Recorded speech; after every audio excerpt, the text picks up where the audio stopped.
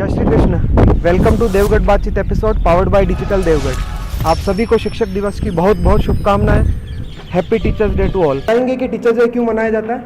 Teachers day हम राधा सर्वपल्ली की याद में मनाते हैं। टीचर राधा कृष्ण सर्वपल्ली का जन्म उस दिन हुआ था। सर ये इस दिन हमारे महान टीचर का जन्म हुआ था। डॉक्टर राधा कृष्ण के जन्म के उपलक्ष्य में। ऑनलाइन और ऑफलाइन एजुकेशन जो है वो कितना चैलेंजिंग है, ठीक है, और उसका स्टूडेंट्स के एजुकेशन पे कितना इफेक्ट आता है? ऑनलाइन एजुकेशन जो था वो एक हमारे लिए भी एक चैलेंजिंग था जी सर। और अधिकतम बच्चों ने उसका वैसे लाभ उठाया है। जी सर। अगर इन संसाधनों का, इन टेक्नोलॉजी का अगर संयमित रूप से हम लोग इस्तेमाल करें विथ कंप्लीट प्रिकॉशंस, सारे प्रिकॉशंस को ध्यान में रखकर, तो ये हमारी उन नीड्स को फुलफिल कर सकते हैं जिनके लिए ये वास्तव में बनाए गए हैं। ऑनलाइन केवल कुछ समय के लिए ज़्यादा उपयुक्त मानी जा सकती है जब किसी भी समस्या का समाधान तुरंत करना हो। बाकी मेरे राय में ऑफलाइन के मुकाबले पढ़ाई जो है वो उसका ऑनलाइन के साथ कोई बच्चों के जीवन स्तर पर बड़ा बच्चे, जैसे छोटे बच्चे ऑनलाइन के चक्कर में गेम्स खेलने लग गए, मोबाइल के आदी हो गए। ऑनलाइन एंड ऑफलाइन में ज़्यादा चैलेंजिंग तो ऑनलाइन। स्टूडेंट्स क्या घर पे प्रॉपर स्टडी करते नहीं है ऑनलाइन में।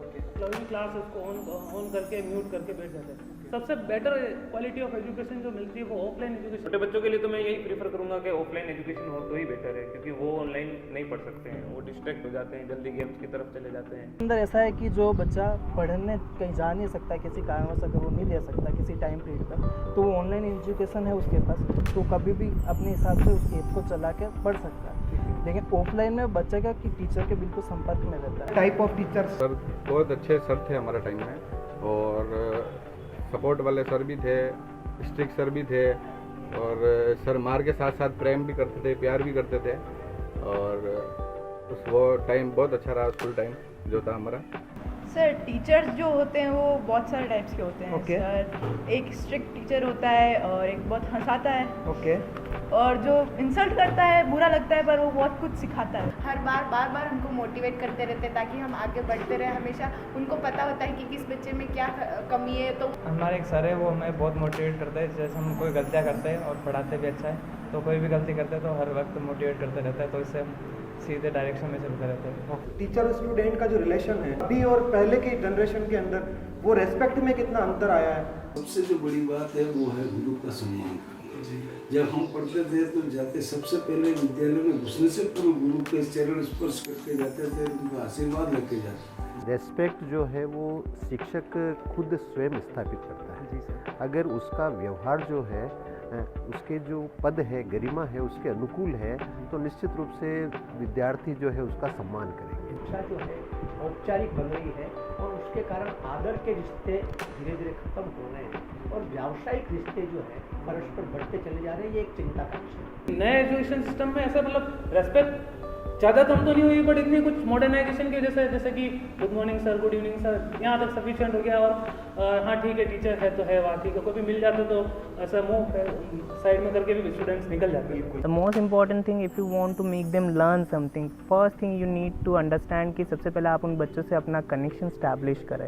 आपके स्कूल टाइम का ऐसा कोई फनी किस्सा जो आपको बहुत याद है या फिर उसने आपको लर्निंग में हेल्प की हो काफ़ी?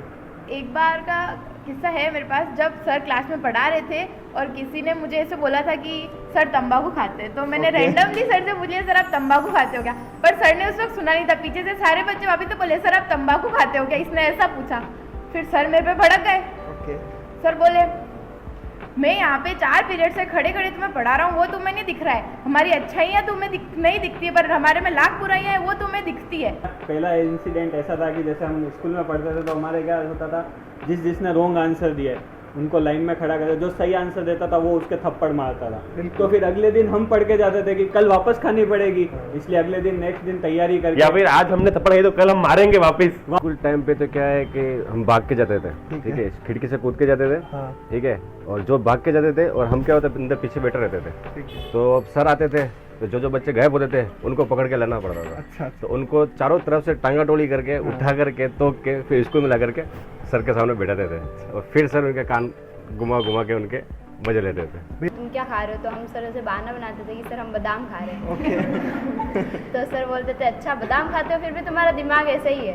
ट्यूशन सिस्टम के बारे में आप बताएंगे कि कितना इफेक्टिव है? और कोई स्पेसिफिक राय तो नहीं है ट्यूशन सिस्टम्स के बारे में, और देखा जाए तो लचीलापन हर जगह होना चाहिए। If there is any need for tuition, I think we should go for that. इसके बारे में निश्चित रूप से पेरेंट्स को सोचना होगा। उन्होंने विद्यालय के एक विकल्प के रूप में ट्यूशन को मान लिया है, और एक जो धारणा बन रही है कि ट्यूशन से बच्चे और ज़्यादा मजबूत होंगे, तो मैं उसको ठीक नहीं मानता। ट्यूशन से क्या होता है कि बच्चों की रूटीन बन जाती है। बच्चों को पता है कि स्कूल के बाद थोड़े टाइम के बाद हमें ट्यूशन जाना है, कोचिंग जाना है, तो कोचिंग जाने के बाद हम लोग ये फिक्स है वहाँ पर फिक्स है पढ़ेंगे, बच्चे फिक्स है पढ़ते हैं। ट्यूशन केवल मात्र जैसे कमजोर बच्चे के लिए आवश्यकता है। दूसरा कि जैसे मान लो 6 सब्जेक्ट है, तो 6 सब्जेक्ट में से जिस सब्जेक्ट में आवश्यकता महसूस कर रहा बच्चा, उसी में ट्यूशन की आवश्यकता होनी चाहिए। लेकिन आज के दौर में क्या हो गया, ट्यूशन एक फैशन हो गया। ट्यूशन केवल जो सबसे कमजोर है, जिसको कुछ भी नहीं समझ में आया, उसके लिए ट्यूशन